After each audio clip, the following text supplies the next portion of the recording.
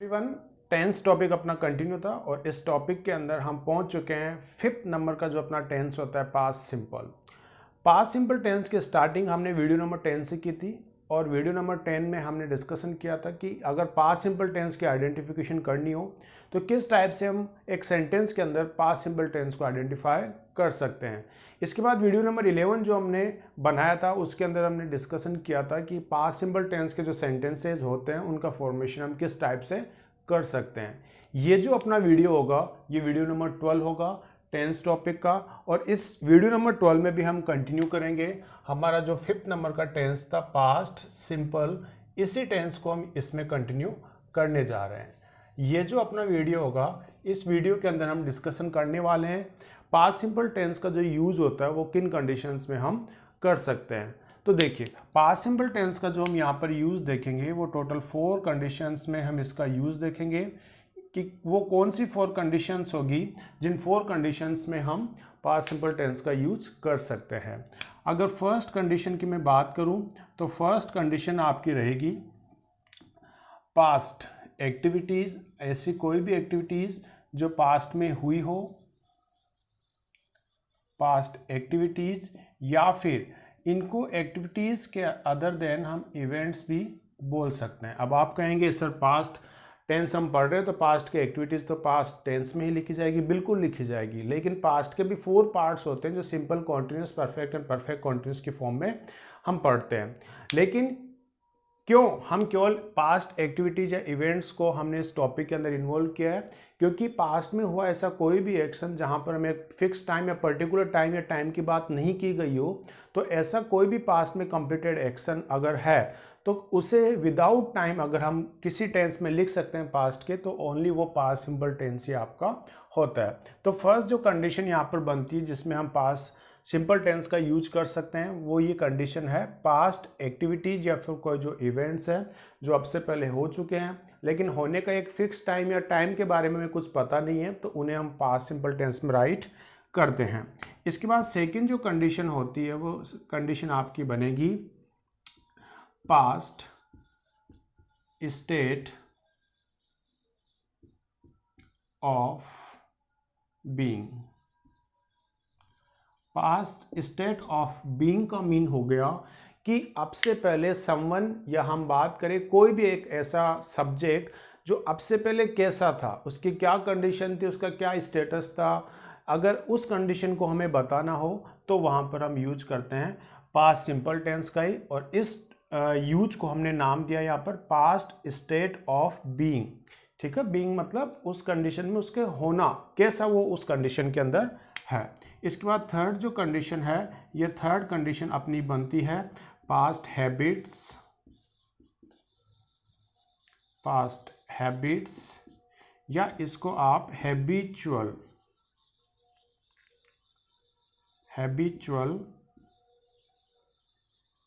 Activities भी आप बोल सकते हैं। अब ये जो हैबिट्स होती है ये हमारी प्रेजेंट की भी होती है, ठीक वैसे ही हैबिट्स कुछ पास्ट की भी होती है। वो हैबिट्स जो अब से पहले तो थी लेकिन अब उन हैबिट्स या उन एक्शंस को हम डेली लाइफ में यूज़ नहीं करते, मतलब वो एक्शंस अब हमने करना बंद कर दिया है। तो ऐसे जो एक्शन जिनको अब हम अपने प्रेजेंट टाइम में रिपीट नहीं करते हैं उन एक्शंस को हम हैबिचुअल एक्टिविटीज़ के अंदर लेंगे, और वो हैबिचुअल एक्टिविटीज़ हमारी पास्ट की हैबिट बन के रह जाती है। इसके बाद फोर्थ जो कंडीशन हम पढ़ेंगे वो टाइम एडवर्ब्स के साथ पढ़ेंगे। वो टाइम एडवर्ब जो पास्ट टेंस को बताएगी, तो पास्ट टाइम एडवर्ब्स या फिर कुछ ऐसे वर्ड्स होंगे जो टाइम एडवर्ब का रोल तो प्ले नहीं करेंगे लेकिन फिर भी वो वर्ड्स जो हैं वो पास्ट सिंपल टेंस को क्लियर करेंगे। तो ये जो 4 यूजेज है ये हम देखने वाले हैं कि इन 4 कंडीशंस में कैसे हम पास्ट सिंपल टेंस का यूज कर सकते हैं। So let's continue one by one. So first of all we will discuss the first condition. So first condition है जो पास्ट सिंपल टेंस में यूज होती है। तो first condition is past activities या इवेंट्स। देखो पास्ट एक्टिविटीज या events में हम उन एक्शंस को इन्वॉल्व करते हैं जो अब से पहले तो हो चुके हैं लेकिन अब उनका किसी भी टाइप से या किसी भी तरह से अगर आप देखें तो प्रेजेंट में उनका कोई भी यूज़ नहीं है, या फिर हम कहें कि वो प्रेजेंट से कैसे भी रिलेटेड या कनेक्टेड नहीं होते हैं। तो ऐसे एक्शन जो पास्ट में तो कंप्लीट हुए हैं लेकिन प्रेजेंट से उनका अब कोई कनेक्शन नहीं रहता, उन सभी एक्शंस को हम पास्ट सिंपल टेंस में राइट करते हैं। सेकंड थिंग मैंने अभी थोड़ी देर पहले आपको बताई थी कि अगर पास्ट में ही कोई एक्शन हुआ हो और उसमें होने का टाइम नहीं बताया गया हो या फिक्स नहीं हो तो उन एक्शंस को भी हम पास्ट सिंपल टेंस में ही लेते हैं। तो यहाँ पर हमने राइट किया those activities otherwise events which took place in the past, which took place in the past, वो एक्टिविटीज या इवेंट जो पास्ट में हो चुके हैं and are not connected with the present, और प्रेजेंट के साथ उनका कोई कनेक्शन नहीं है, उन्हें हम पास्ट सिंपल टेंस में राइट करते हैं। इसको लेकर 3 एग्जांपल्स हमने राइट किए हैं। देखिए first example is my friend planted 10 plants of Neem tree last year. यहाँ पर मैंने टाइम का यूज किया, देखो टाइम मैंने यूज यहाँ पर किया है सेंटेंस के अंदर। अगर टाइम नहीं होता तो भी मैं सेंटेंस को पास्ट सिंपल टेंस में राइट करता। क्यों राइट करता? क्योंकि यहाँ पर माय फ्रेंड के थ्रू एक एक्शन हुआ है, एक एक्टिविटी की गई है और वो एक्टिविटीज़ है प्लांटेड। प्लांटेड मतलब यहाँ पर जो वर्ब है उसका मीन हो गया किसी चीज़ को प्लांट करना, मतलब किसी चीज़ को इस्टेब्लिश करना, लगाना। तो यहाँ पर माय फ्रेंड के थ्रू एक जो एक्टिविटीज़ हुई है, एक वर्ब या एक्शन किया गया है, प्लांट मतलब किसी को लगाया गया है, और वो लगाए गए हैं प्लांट्स ऑफ नीम ट्री, जो नीम का पेड़ होता है उसके छोटे छोटे जो पौधे होते हैं उन पौधों को लगाने का काम मेरे फ्रेंड के थ्रू किया गया। अब कब किया गया? Last year. तो पौधे लगाने का जो काम था वो पूरा हो चुका है। अब लगाने की जो प्रोसेस है उसका प्रेजेंट से कोई रिलेशन नहीं है। तो ऐसी कंडीशन जहाँ पर पास्ट में तो एक्शन हुआ है, जैसे प्लांट जो थे उनको लगाने का काम लास्ट ईयर ही हो चुका है, और ये जो अब प्रोसेस लगाने की इसका प्रेजेंट से अब कोई कनेक्शन नहीं है, उन एक्टिविटीज़ को हम राइट करते हैं पास्ट सिंपल टेंस में। सेकंड एग्जांपल देखिए, I slip down in rain water yester night. Yester night यहाँ पर मैंने वर्ड यूज किया है, और ये जो वर्ड है यस्टर नाइट ये पिछली रात को बताता है, और अब से पहले जो कुछ भी हुआ वही तो हमारा पास्ट है। तो देखिए यस्टर नाइट एक एक्टिविटीज़ हो गई थी, एक एक्टिविटी हुई थी मेरे थ्रू, एक एक्शन मेरे थ्रू हो गया था, वो एक्शन ये था स्लिप डाउन। स्लिप डाउन मतलब मैं जो रेन वाटर था, बारिश का जो पानी था उसमें मैं स्लिप हो गया था और स्लिप होकर मैं गिर गया था। तो मेरे थ्रू एक एक्शन हुआ था गिरने का, और वो गिरने का एक्शन लास्ट नाइट ही हो गया था। तो अब ऐसा तो नहीं है कि मैं कल रात गिरा तो इस रात भी मुझे गिरना होगा, नहीं। इसका अब सेंटेंस का या इस सेंटेंस के अंदर जो वर्ब है स्लिप डाउन का, उसका प्रेजेंट से कोई रिलेशन नहीं है। तो यहाँ इस सेंटेंस को मैंने पास्ट में राइट किया। अब ये पास्ट का क्यों बना हुआ है? तो देखिए स्लिप्ड यहाँ पर जो वर्ब है ये वर्ब की सेकंड फॉर्म है, ये जो आपकी मेन वर्ब है उसकी सेकंड फॉर्म है, जबकि प्लांट जो है ये भी तो आपकी वर्ब की सेकंड ही फॉर्म है। और ये कौन सी फॉर्म्स हो गई, किस टाइप की वर्ब हो गई? ये वीक वर्ब्स हो गई, रेगुलर वर्ब्स हो गई, जो हम ऑलरेडी प्रीवियस वीडियो में डिस्कस कर चुके हैं। तो यहाँ पर रेगुलर वर्ब मैंने यूज किया स्लिप्ड एंड प्लांटेड। अगर थर्ड एग्जाम्पल आप देखें तो आई सा अ स्नैक, कल मैंने एक सांप देखा या एक सांप को मैंने देखा, यहाँ पर मैंने कल की बात नहीं की है, मतलब कहीं भी मैंने टाइम का यूज़ नहीं किया है। तो इस सेंटेंस में टाइम का यूज़ नहीं हुआ, लेकिन फिर भी अगर मैंने सेंटेंस राइट किया तो मैंने पास्ट सिंपल ही क्यों यूज किया? इसको मैं कॉन्टिन्यूस या परफेक्ट या परफेक्ट कॉन्टिन्यूस यूज मैंने क्यों नहीं किया? क्योंकि यहाँ पर किसी भी टाइप का कोई टाइम का यूज़ नहीं हुआ है। या फिर अदर मैं बात करूँ तो इस सेंटेंस के अंदर कोई भी जो कंडीशन है वो यूज़ नहीं की गई है। तो अगर किसी सेंटेंस के अंदर पास्ट की कोई भी कंडीशन यूज़ नहीं होती, उस केस में भी अपने को पास्ट सिंपल टेंस का ही यूज करना होगा। और यहाँ पर पास्ट सिंपल टेंस कैसे हम आइडेंटिफाई कर सकते हैं? यहाँ पर वर्ब की सेकेंड फॉर्म है सॉ, और इसकी जो फर्स्ट फॉर्म होगी, इसकी अगर आप फर्स्ट फॉर्म देखें तो फर्स्ट फॉर्म इसकी होती है SEEC, और ये किस टाइप की वर्ब हो गई? ये स्ट्रॉन्ग वर्ब है। इट मीन्स ये इरेगुलर वर्ब है जिसमें हम ED ऐड करके इसकी सेकंड या थर्ड फॉर्म नहीं बनाते हैं।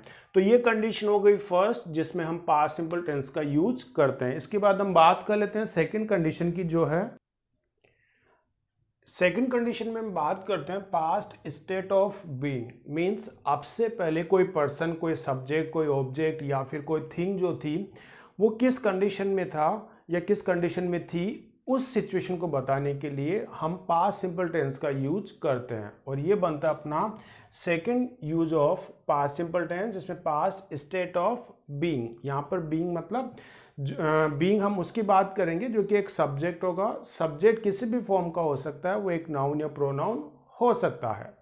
तो देखिए, इस कंडीशन को डिस्क्राइब करने के लिए हमें थोड़ा नॉलेज लेना होगा एक वर्ब का, जो होती है आपकी बी वर्ब। देखिए, आपने कभी ना कभी इस बी वर्ब के बारे में सुना होगा। ये जो बी वर्ब होती है ये थोड़ी इम्पोर्टेंट है, और इम्पोर्टेंट इसलिए है क्योंकि इसका यूज़ हम प्रेजेंट में भी करते हैं और इसका यूज़ हम पास्ट में भी करते हैं। अब ये जो प्रेजेंट और पास्ट में यूज़ होता है वो इसकी फॉर्म बनकर यूज़ होता है इज़, एम और आर तो प्रेजेंट का रहता है, जबकि पास्ट में इसको हम बनाते हैं वोज या वर, जो कि सेकंड फॉर्म का सेकंड फॉर्म इसकी रहती है। ये वर्ब की सेकंड फॉर्म रहेगी यहाँ पर। अब आप कहेंगे कि इसमें कौन सी बड़ी बात है कि इज़-एम-आर का यूज़ सबको पता है प्रेजेंट में होता है और वाज-वर का सबको पता है पास्ट में होता है। बिल्कुल होता है, लेकिन यहाँ पर जब हम पास्ट स्टेट ऑफ बीइंग वाली कंडीशन देखते हैं पास्ट सिंपल टेंस में, तब इस कंडीशन को बताने के लिए हम वॉज और वर का यूज करते हैं without fourth form. Fourth form हम ऑलरेडी डिस्कस कर चुके हैं। फोर्थ फॉर्म क्या होती है? वर्ब की जो फर्स्ट फॉर्म या बेस फॉर्म होती है, अगर उसमें आप आईएनजी ऐड करो तो वो फोर्थ फॉर्म बनती है। जैसे प्ले की हो जाती है आईएनजी ऐड करने के बाद प्लेइंग। तो जनरली इज़-एम-आर या वॉज-वर का यूज कॉन्टिन्यूस टेंस में होता है। अगर प्रेजेंट कॉन्टिन्यूस है तो इज़-एम-आर और पास्ट कॉन्टिन्यूस है तो वॉज-वर, और वहाँ पर इनके साथ हम फोर्थ फॉर्म का यूज करते हैं। लेकिन यहाँ पर कंडीशन जब स्टेट ऑफ बीइंग की होगी तो वहाँ पर हमें इस फोर्थ फॉर्म को इग्नोर करना है, मतलब फोर्थ फॉर्म का कोई यूज़ नहीं होगा। हम डायरेक्ट क्या करेंगे, जब पास्ट की स्टेट ऑफ बीइंग हम बताएंगे, उसकी कंडीशन बताएंगे कि पास्ट में उसका स्टेटस कैसा था, कंडीशन कैसी थी, तो हम डायरेक्ट बी की सेकेंड फॉर्म बनाएंगे। और यहाँ पर अभी मैंने बताया कि वोज वर जो है ये बी की सेकेंड फॉर्म है। और हमने जो फर्स्ट वीडियो देखा था जो कि introduction of past simple tense था, उसमें भी तो हमने यही कहा था कि पास्ट सिंपल टेंस के अंदर अगर किसी फॉर्म ऑफ वर्ब का यूज़ होता है तो केवल वो सेकेंड फॉर्म आपकी रहेगी। सेकेंड फॉर्म का मतलब ही आपका पास्ट सिंपल टेंस होकर रह जाता है। तो यही चीज़ अपने को ध्यान रखना है कि जब पास्ट स्टेट ऑफ बीइंग की वाली कंडीशन हम यूज करेंगे तो वहाँ पर हमें वोज या वर का ही यूज करना होगा। अदर देन मतलब इसके अलावा कोई सी भी वर्ब हम यूज़ नहीं कर सकते। ये चीज़ अपने को नॉलेज में रखनी होगी। तो देखिए, दिस कंडीशन डिस्क्राइब्स, ये कंडीशन जो है वो डिस्क्राइब करेगी who, how and where was a subject in past time. Past time के अंदर एक सब्जेक्ट कौन था, कैसा था, या फिर वो कहाँ था। अगर ये कंडीशन हमें बतानी हो तो वहाँ पर हम इस रूल को अप्लाई करते हैं, और इस रूल का मतलब हो गया कि हम वहाँ पर वोज या वर का हम यूज करके हमारा जो सेंटेंस है उसका फॉर्मेशन हम करते हैं। और वोज वर का मतलब यहाँ पर वर्ब की सेकंड फॉर्म से है, ना कि एज अ हेल्पिंग वर्ब से। अब देखिए एग्जाम्पल देखते हैं। अगर फर्स्ट एग्जाम्पल में देखूं तो मैंने कहा I was a student before 10 years. अगर मैं अभी से पहले के 10 ईयर्स की मैं बात करूं तो मैं कह सकता हूं कि 10 ईयर्स पहले मैं भी कभी एक स्टूडेंट ही रहा होगा, या एग्जैक्टली में था, एक स्टूडेंट ही में था। तो उस कंडीशन में हम बता सकते हैं कि यहाँ पर जो सब्जेक्ट है आई, ठीक है, इस आई के बारे में बताया गया है कि हु, ये आई कौन था, कब, बिफोर 10 ईयर्स, 10 साल पहले आई कौन था। तो भैया बिल्कुल आप बता सकते हो कि आई जो था वो 10 साल पहले या 10 ईयर्स पहले एक स्टूडेंट ही था। और इस कंडीशन को बताने के लिए हमने यूज किया वोज वर्ब का, ठीक है, वोज जो कि बी की सेकेंड फॉर्म है। सेकेंड एग्जाम्पल है my father was young and handsome when he was in my age. अब मेरे फादर की जो एज है ऑब्वियसली वो मुझसे ज़्यादा है, लेकिन अगर मैं उन दिनों को याद करूं जब मेरे फादर मेरी ही एज के हुआ करते थे तो ये उनकी पास्ट स्टेट ऑफ बीइंग वाली कंडीशन बन जाती है। इट मीन्स कि मेरे फादर जब मेरी ही एज में थे तो उनकी कंडीशन कैसी थी, वो किस स्टेटस पे वो स्टैंड करते थे। देखिए फादर की यहाँ पर जो सब्जेक्ट है उसकी कंडीशन बताई गई कि उस समय वो कैसे थे, मतलब हाउ। यहाँ पर जो कंडीशन अप्लाई होती है वो हाउ वाली होती है। तो मेरे फादर जो थे वो जब मेरे ही एज के थे अपने पास्ट डेज में, तब वो उनकी कंडीशन थी कि वो यंग एंड हैंडसम हुआ करते थे। अब यहाँ पर मैंने फादर के साथ भी वोज का यूज किया। थर्ड जो सेंटेंस है या थर्ड जो एग्जांपल वो ये है, आई वॉज इन मुंबई इन 2018। अब यहाँ पर जो सेंटेंस बना है उसमें बात की गई है वेयर की, ठीक है। वेयर मतलब कहाँ। तो इन 2018 के अंदर अगर मैं अपनी प्लेस बताऊं, अपनी जो सिचुएशन थी कि मैं अभी उस समय कहाँ था, किस सिटी में मैं था, तो मैं बता सकता हूं कि इन 2018 मेरा जो प्लेस था या मेरी जो करंट लोकेशन थी उस टाइम, वो थी मुंबई के अंदर। तो अगर मुझे अपना प्लेस है, किसी सब्जेक्ट का प्लेस या समवन को अपना प्लेस बताना हो कि पास्ट में वो कहाँ था, इन केस भी उसको पास्ट स्टेट ऑफ बीइंग वाली कंडीशन अप्लाई करनी होगी जो कि वॉज से बनेगी। अब यहाँ पर वर का यूज क्यों नहीं हुआ, क्योंकि यहाँ पर जो भी सब्जेक्ट हमने यूज किए, जैसे फर्स्ट में आई है, सेकंड में माय ब्रदर है, माय फादर है, एंड थर्ड में वापस से मैंने आई सब्जेक्ट का ही यूज किया है।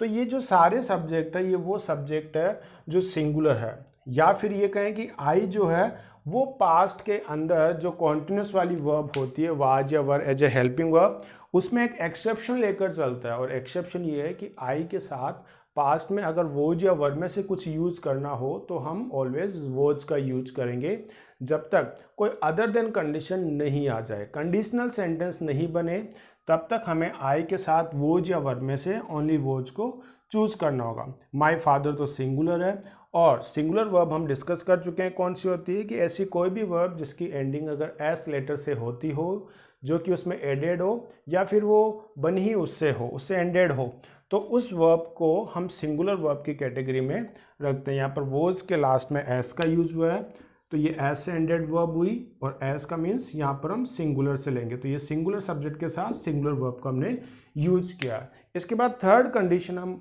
देखते हैं कि थर्ड कंडीशन क्या होगी। सो थर्ड यूज जो होगा पास्ट सिंपल टेंस का, वो कंडीशन है आपकी पास्ट हैबिट या फिर हैबिचुअल जो एक्टिविटीज़ होती है उनके अंदर। देखिए, देयर आर सम एक्शंस, कुछ ऐसे एक्शंस होते हैं which someone is no longer doing them, मतलब कोई जो काम करने वाला होता है जिसको हम सब्जेक्ट बोलते हैं, तो कुछ ऐसे एक्शंस होते हैं जो सब्जेक्ट के थ्रू पहले किए जाते थे, लेकिन नो लॉन्गर मतलब अब उनका यूज प्रेजेंट टाइम में नहीं किया जाता है, या उस सब्जेक्ट के थ्रू अब उन एक्शंस को रिपीट नहीं किया जाता है। बट ही या she had repeated them in the past, it means उन एक्शंस को वो पास्ट में तो रिपीट करता था, लेकिन जब आप प्रेजेंट की हम बात करें तो प्रेजेंट में उन एक्शंस को या एक्टिविटीज को उसने रिपीट करना बंद कर दिया। इट मीन्स वो काम उसने करना बंद कर दिया। तो कोई ऐसा एक्शन जो हम पहले तो करते थे, लेकिन अब वो काम हमने करना बंद कर दिया या किसी के थ्रू बंद कर दिया गया, तो वो हमारी पास्ट हैबिट या समवन की पास्ट हैबिट या उसकी हैबिचुअल एक्टिविटीज़ बनकर रह जाती है। जैसे आप पहले छोटे बच्चे थे तो जनरली आपकी जो मदर थी वो आपको स्कूल तक हो सकता है ड्रॉप करने जाती हो इन द मॉर्निंग के टाइम में, और जब आपकी स्कूल ओवर होती थी तो आपको वो लेने भी वहाँ पर पहुँच जाती थी। तो वो एक्शंस पहले हुआ करते थे, लेकिन जैसे आप बड़े हुए, आप अपर क्लासेस में आए, ऊपर वाली जो बड़ी क्लासेज है उनमें आप आए, सीनियर क्लासेस में, और वहाँ पर आपकी मदर ने वो एक्शन करना बंद कर दिया। इट मीन्स पहले एक ऐसा एक्शन था जो आपके मदर के थ्रू किया जाता था, लेकिन अब उन्होंने करना बंद कर दिया। सेम उन्हीं डेज के अंदर जब आप छोटे थे, उन डेज में क्या हुआ होगा कि आपके फादर जब भी शाम को इवनिंग में ऑफिस से या अपने जो भी बिजनेस वगैरह थे वहाँ से लौटकर घर आते थे, तो आपके लिए हो सकता है वो चॉकलेट्स वगैरह लेकर आया करते हो, लेकिन क्या आज भी वो चॉकलेट्स वगैरह लेकर आते हैं? नहीं। अब उन्होंने वो चॉकलेट लाने का जो एक्शन उनके थ्रू किया जाता था वो उन्होंने बंद कर दिया है। तो ऐसे एक्शंस जो पास्ट में तो होते थे, लेकिन अब उन एक्शंस को करना बंद कर दिया गया है, वो एक्शंस हमारे या किसी के पास्ट हैबिट या हैबिचुअल एक्टिविटीज़ बन के रह जाते हैं। इन पास्ट की हैबिट्स या हैबिचुअल एक्टिविटीज़ को बताने के लिए एक जो वर्ब है उसका यूज़ होता है, और वो जो वर्ब है वो वर्ब आपकी रह जाती है यूज्ड टू। ये जो यूज्ड टू वर्ब है इसका यूज किया जाता है पास्ट की हैबिट्स या हैबिचुअल एक्शंस को बताने के लिए। अब देखिए, यहाँ पर कुछ मैंने एग्जांपल्स लिए हैं, 2 एग्जांपल्स है, और इन 2 एग्जांपल्स में अपने को पास्ट हैबिट बनाना है, और पास्ट की हैबिट बनाने के लिए मुझे अपने जो वर्ब है वो कौन सी यूज करनी होगी? Use to. जैसे ही मैंने सब्जेक्ट से नेक्स्ट जो वर्ब मुझे लिखनी होगी, अगर मैंने यूज्ड टू वर्ब वो यूज कर ली, तो इट मीन्स मेरा जो बनने वाला सेंटेंस है वो 101% पास्ट हैबिट या हैबिचुअल एक्टिविटीज़ का ही बनेगा। तो देखिए माय फादर, एग्जाम्पल के अंदर माय फादर, फिर मैंने यहाँ पर एक स्पेस दिया है, उसके बाद work in A company after college when he was a student. It means मेरे जो फादर थे वो वर्क करते हैं एक कंपनी के अंदर आफ्टर कॉलेज, कॉलेज के बाद। तो फादर तो अब कॉलेज में नहीं हो सकते, तो मैं कैसे बोलूँगा, मेरे फादर जो थे वो एक कंपनी के अंदर वर्क किया करते थे जब उनकी कॉलेज ख़त्म हो जाती थी, मतलब कॉलेज पूरी होते ही वो एक कंपनी को ज्वाइन कर लेते थे, पार्ट टाइम या जो भी जॉब था उनका, उस प्रोसेस को लेकर। When he was a student, जब वो कॉलेज के अंदर एक स्टूडेंट ही थे। तो कॉलेज के अंदर स्टूडेंट होना उनकी अब एक पास्ट की जो हैबिचुअल एक्टिविटीज़ है वो बनकर रह गई है। अब उनका प्रेजेंट से कुछ भी लेना देना नहीं है कॉलेज वाली एक्टिविटी से। तो वो जब पास्ट की अपनी एक हैबिचुअल एक्टिविटीज या पास्ट की हैबिट की जब बात कर रहे हैं फादर, तो इस एक्टिविटी को बताने के लिए वो वर्ब का यूज करेंगे यूज्ड टू, वो वर्ब का यूज करेंगे यूज्ड टू। और टू के बाद एक और जो वर्ब अगर रिटर्न हो, जैसा कि मैंने वर्क राइट किए, तो टू के बाद ऑलवेज अपने को वर्ब की फर्स्ट फॉर्म में यूज करना होगा। सेकंड अगर मैं एग्जांपल लूँ, माय फादर्स फ्रेंड, फिर space not space work after college because his father was a rich man. अगर इसी एग्जांपल में मेरे फ्रेंड फादर के जो फ्रेंड थे उनकी बात करूँ, क्या वो भी कॉलेज के बाद जो कंपनी थी उसमें जाकर जॉब किया करते थे क्या? तो मैंने यहाँ पर वर्ड यूज कर लिया नॉट। इट मीन्स मेरे फादर के जो फ्रेंड थे वो तो कॉलेज के बाद कंपनी में जाकर जॉब नहीं किया करते थे। इसके पीछे रीज़न क्या है? Because his father was a rich man, क्योंकि उसके फादर जो थे वो रिच मैन थे। इट मीन्स क्या हुआ, यहाँ पर एक ऐसे एक्शन की बात की गई है जो पास्ट की हैबिट नहीं थी, मतलब पास्ट में मेरे फादर के जो फ्रेंड थे उनके थ्रू ये एक्शन नहीं किया जाता था। तो पास्ट की जो हैबिट है वो टू सेंस में हो सकती है, वो पॉजिटिव सेंस में भी हो सकती है या फिर वो नेगेटिव सेंस की भी हो सकती है। नेगेटिव सेंस की बनाने के लिए ओनली हमें नोट का यूज करना होगा।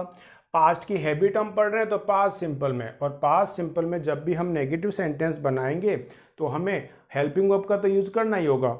तो पास्ट सिंपल की हेल्पिंग वर्ब क्या होती है? डिड। तो यहाँ पर मैं यूज करूँगा डिड। अब डिड के साथ मैं अगर यूज्ड टू का यूज करूंगा तो सेंटेंस रॉन्ग बनेगा, क्योंकि मैंने प्रीवियस जो वीडियोस थे पास्ट सिंपल के उसमें मैंने बताया था कि डिड जो है अगर इसको मेन वर्ब के फॉर्म में आप देखो तो डू की सेकंड फॉर्म बन जाती है, और एक सेंटेंस के अंदर ओनली सिंगल हम सेकंड फॉर्म का यूज कर सकते हैं। अगर वापस से अपने को एक वर्ब का यूज करना हो सेकेंड फॉर्म के बाद तो जनरली हम फर्स्ट फॉर्म का यूज करेंगे। तो यहाँ पर मैं क्या करूँगा कि ये जो यूज टू है इसकी मैं फर्स्ट फॉर्म बना दूंगा, और यूज्ड टू की फर्स्ट फॉर्म जो है वो यूज और टू बन के रह जाएगी। मतलब यूज्ड में से मेरे को डी हटाना है और फर्स्ट फॉर्म इसकी बनाकर राइट कर देना है, और सेंटेंस अपना कंप्लीट हो जाएगा। अब आप कहोगे कि ये जो नोट था ये यूज के बाद भी तो आ सकता था, नहीं। हमने जो लास्ट वीडियोस थे, फर्स्ट वीडियो से हम बात कर रहे हैं कि जब भी नोट का यूज करना होगा तो हमें एक हेल्पिंग वर्ब के साथ यूज उसका करना होगा। तो यहाँ पर हेल्पिंग वर्ब जो है वो डिड है, और डिड के साथ ही नोट आ सकता है, ना कि डिड के बाद कोई वर्ड आकर फिर नोट का हम यूज करें, ये सेंटेंस अपना रॉन्ग बनेगा।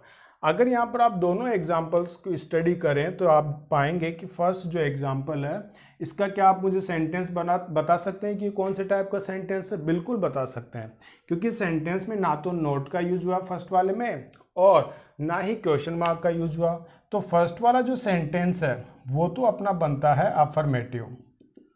फर्स्ट वाला जो सेंटेंस है एग्जाम्पल जो है ये एग्जाम्पल तो है आपका अफर्मेटिव का। और सेकंड एग्जाम्पल आप बता सकते हैं कौन सा है? बिल्कुल बता सकते हैं। सेकंड एग्जाम्पल में जो यूज हुआ है वो नॉट है, तो यहाँ पर नॉट यूज होते ही सेंटेंस बन जाता है आपका नेगेटिव। तो ये चीज़ हमने क्यों देखी? अब देखिए, जब भी आपको past habit affirmative it means positive sense में बनानी हो तो आप सेंटेंस का जो स्ट्रक्चर है वो रखेंगे सब्जेक्ट, सब्जेक्ट के बाद आप यूज करेंगे यूज्ड टू, और इस यूज टू के बाद आप यूज करेंगे मेन वर्ब की फर्स्ट फॉर्म। जैसा कि एग्जांपल नंबर फर्स्ट में हमने यूज किया, यूज्ड टू का यूज होने के बाद मैंने वर्ब की फर्स्ट फॉर्म यूज कर दी वर्क। इसके अलावा अगर सेंटेंस नेगेटिव है तो इसमें आप जो स्ट्रक्चर फॉलो करेंगे वो ये रहेगा सब्जेक्ट, सब्जेक्ट के बाद आप यूज करेंगे हेल्पिंग वर्ब डिड, और डिड के बाद नेगेटिव सेंस के लिए नोट का हम यूज करते हैं। इसके बाद आप यूज, और यूज के बाद टू, और टू से नेक्स्ट जो अपने को वर्ड यूज करना होगा वो आपकी फर्स्ट फॉर्म होगी। तो इन अफर्मेटिव और नेगेटिव सेंटेंस के स्ट्रक्चर के बेसिस पर आप पास्ट हैबिट या हैबिचुअल एक्टिविटी जो होती है उनके सेंटेंस का आप फॉर्मेशन कर सकते हैं ईजिली। और पास्ट की हैबिट या हैबिचुअल एक्टिविटीज़ को बताने के लिए केवल अपने को यूज्ड टू से सेंटेंस बनाना है, और यूज टू से बना हुआ सेंटेंस 101% आपका पास्ट हैबिट या हैबिचुअल एक्टिविटीज़ का ही होगा। तो ये बात हुई थर्ड यूज की, जो कि पास्ट सिंपल टेंस का। इसके बाद फोर्थ यूज की हम बात कर लेते हैं कि फोर्थ यूज के अंदर क्या रहेगा। तो फोर्थ कंडीशन है पास्ट सिंपल टेंस के यूज होने की, पास्ट टाइम एडवर्ब्स, अदरवाइज कुछ ऐसे वर्ड्स जो अगर सेंटेंस में आ जाएं तो उनके आते ही वो सेंटेंस बन जाता है पास्ट सिंपल टेंस का, या फिर उनके यूज होने पर उस सेंटेंस को अपने को राइट करना होगा पास्ट सिंपल टेंस के अंदर। तो देखिए, here are some time adverbs, कुछ ऐसी टाइम एडवर्ब्स मतलब कुछ ऐसे वर्ड्स जो एक पर्टिकुलर टाइम को बताए या एक टाइम को वो क्लियर करे, तो वो जो वर्ड्स होते हैं वही हमारे टाइम एडवर्ब्स बन जाते हैं। या फिर टाइम एडवर्ब्स तो नहीं है, लेकिन कुछ ऐसे वर्ड्स हैं अगर वो सेंटेंस के अंदर आ जाएं तो एक वो टाइम पीरियड को बताते हैं। अगर उनका यूज सेंटेंस के अंदर हुआ हो, when they are use in a sentence, जब उनका यूज सेंटेंस के अंदर किया गया हो या किया जाता हो, they describe to past simple tense, तो उनका यूज होने का मतलब है कि वो जो सेंटेंस है वो बनने वाला होगा पास्ट सिंपल टेंस का। तो देखिए, वो टाइम एडवर्ब्स या वर्ड्स कौन से हैं जो अगर सेंटेंस में यूज हुए हो तो आपको वो सेंटेंस पास्ट सिंपल टेंस का राइट करना होगा। तो यहाँ पर फर्स्ट वर्ड है यस्टरडे, जो कल बीता हुआ डे या दिन है। यस्टर नाइट, जो कल वाली रात थी। अगो, पहले की अगर हम बात करें, अब से पहले की। इन चाइल्डहुड, अगर कोई अपने बचपन की बात करता है या हम किसी के बचपन की बात करते हैं तो इन चाइल्डहुड अगर वर्ड यूज करें तो वो पास्ट टेंस को बताएगा।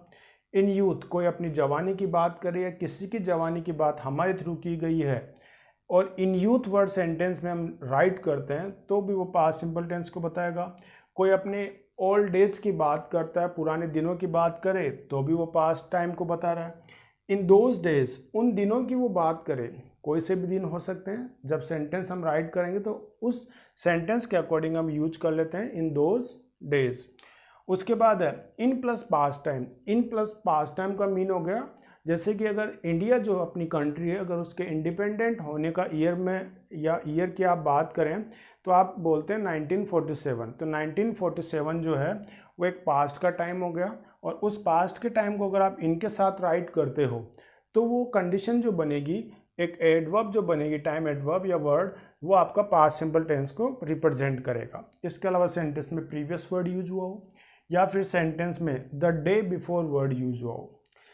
ठीक है, तो अगर ये वर्ड्स इसके अलावा लास्ट प्लस टाइम आपको गिवन हो, जैसे last day, last year, last month, या फिर दैट के साथ कोई टाइम गिवन हो, that morning, that evening, that month, तो ये वर्ड या इनमें से कोई सा भी एक वर्ड अगर आपको सेंटेंस में गिवन हो तो आपको वो सेंटेंस पास्ट सिंपल टेंस का ही बनाना होगा या राइट करना होगा। एग्जाम्पल देखिए, यहाँ पर एक एग्जाम्पल मैंने लिया है और उस सिंगल एग्जाम्पल में मैंने 2 सेंटेंस राइट किए हैं। अब अपने को इस रूल के बेसिस पे आइडेंटिफाई करना होगा कि कौन सा सेंटेंस करेक्ट है और कौन सा रॉन्ग होगा। देखिए, यस्टरडे, फिर आई सा you in the park, yesterday I saw you in the park. इसके बाद सेकंड मैंने लिखा yesterday I have seen you in the park. तो आप बताइए कौन सा करेक्ट होगा। देखिए, अगर मैं फर्स्ट सेंटेंस की बात करूँ तो यहाँ पर सो जो है ये वर्ब की सेकंड फॉर्म है, जबकि have seen, have plus third form जो है ये अपना प्रेजेंट परफेक्ट टेंस को बताता है। हैव सीन जो है वो अपना प्रेजेंट परफेक्ट टेंस को बताता है। तो अभी हमने बात की कि अगर इनमें से कोई सी भी एक टाइम एडवर्ब अगर सेंटेंस के अंदर गिवन हो तो वो सेंटेंस आपको पास्ट सिंपल का बनाना होगा, और पास्ट सिंपल का मीन्स क्या हो गया, वर्ब की सेकंड फॉर्म। तो कौन सा सेंटेंस करेक्ट हुआ, बिल्कुल फर्स्ट वाला सेंटेंस जो है वो आपका करेक्ट है और सेकंड वाला जो सेंटेंस है वो आपका रॉन्ग हो जाएगा। तो अगर इन टाइम एडवर्ब्स का यूज सेंटेंस के अंदर हुआ हो तो वो पास्ट सिंपल टेंस है। हाँ, अगर इनके साथ एक और कोई टाइम गिवन हो सेंटेंस के अंदर तो फिर वहाँ पर कंडीशन चेंज होने के चांसेस हो सकते हैं। जैसे अगर सेंटेंस यहाँ पर मैं कुछ ऐसा राइट करूँ, एक सेंटेंस अगर मैं राइट करूँ, आई वॉज, जैसे मैंने राइट किया I space do my work at this time yesterday. तो देखिए सेंटेंस के अंदर वर्ड जो यूज है वो यस्टरडे है, बिल्कुल यस्टरडे वर्ड का हमने यूज किया। लेकिन एट दिस टाइम जो है इसके बारे में भी हम ऑलरेडी डिस्कस कर चुके हैं। ये जो एट दिस टाइम है इसकी स्टडी बता सकते हैं आप कौन से टेंस में हुई है। अगर आपने प्रीवियस वीडियोस देखे हैं तो उनको देखने पर आपको पता चलेगा कि ये जो एट दिस टाइम है ये हमने पढ़ा था प्रेजेंट कॉन्टिन्यूस टेंस के अंदर। इट मीन्स अगर ये वर्ड यूज हुआ हो तो वो प्रेजेंट कॉन्टिन्यूस टेंस को रिप्रेजेंट करेगा। और यस्टरडे जो वर्ड है ये आपका रिप्रेजेंट करता है पास्ट सिंपल टेंस का। तो देखिए सेंटेंस को फिर हम किस में बना सकते हैं। देखो एट दिस टाइम मतलब अभी की बात की जा रही है और अभी की बात जो है वो किस टाइम के साथ की गई है, कल के साथ, यस्टरडे के साथ। मतलब कल जो यस्टरडे था उस यस्टरडे वाले डे में ठीक इसी टाइम पर, जब हम बात करें ठीक इसी टाइम पर मेरे थ्रू एक एक्शन किया जा रहा था। क्योंकि यहाँ पर एट दिस टाइम कौन से टाइम को या कौन से टेंस को बता रहा है, कॉन्टिन्यूस टेंस को। तो उस समय एक काम किया जा रहा था। इस केस में अगर ऐसी कोई कंडीशन बनती है जहाँ पर यस्टरडे या इनमें से कोई भी एक वर्ड यूज हुआ हो और उसके साथ एक दूसरा सेंटेंस दूसरा टाइम अपने को गिवन हो तो वहाँ पर फिर कंडीशन सेंटेंस के अकॉर्डिंग चेंज हो जाएगी। और यहाँ पर अब मैं पास्ट सिंपल टेंस का यूज़ नहीं कर मैं यूज करूँगा पास्ट कॉन्टिन्यूस टेंस का। मैंने कॉन्टिन्यूस क्यों यूज किया, क्योंकि एट दिस टाइम जो है वो कॉन्टिन्यूस टेंस को आइडेंटिफाई हमें करवाती है। कॉन्टिन्यूस टेंस को हम ऐड कर देते हैं पास्ट के साथ, तो ये बन गया आपका पास्ट कॉन्टिन्यूस टेंस का सेंटेंस। तो इट मीन्स ये हुआ कि यस्टरडे वगैरह ये जो वर्ड है ये वैसे तो पास्ट सिंपल को ही बताएंगे। अगर इनके साथ कोई और टाइम एडवर्ब या वर्ड यूज हो जाता है जो टाइम को लिंक करता है, कनेक्ट करता है, तो वहाँ पर फिर कंडीशन चेंज हो सकती है। तो ये यूज हुआ पास्ट सिंपल टेंस का कि किन कंडीशंस में हम पास्ट सिंपल टेंस का यूज कर सकते हैं। अच्छा, जो 10th नंबर का वीडियो था पास्ट सिंपल का फर्स्ट, उसमें या सेकंड में हमने बात की थी कि कुछ ऐसे कंडीशंस है जिनमें हम वोज या वर्क का यूज करते हैं। तो वो जो कंडीशन है वो इसमें हमने डिस्कस की थी पास्ट के अंदर स्टेट ऑफ बीइंग वाली कंडीशन, जहाँ पर हमने वोज या वर्क का यूज किया था। तो वहाँ पर मैंने कहा था कि कुछ ऐसी कंडीशन पास्ट टेंस के अंदर बनती है जहाँ पर हम वोज या वर्क का यूज करते हैं। तो वो कंडीशन आपकी बनी थी पास्ट स्टेट ऑफ बीइंग वाली, जहाँ पर हमने हु, हाउ और वेयर के केस में देखा था कि कैसे हम वाज या वर्क का यूज करते हैं। तो ये आपका टॉपिक जो है पास्ट सिंपल टेंस के अंदर इसका यूज कैसे होगा ये आपका कंप्लीट हुआ। Thank you.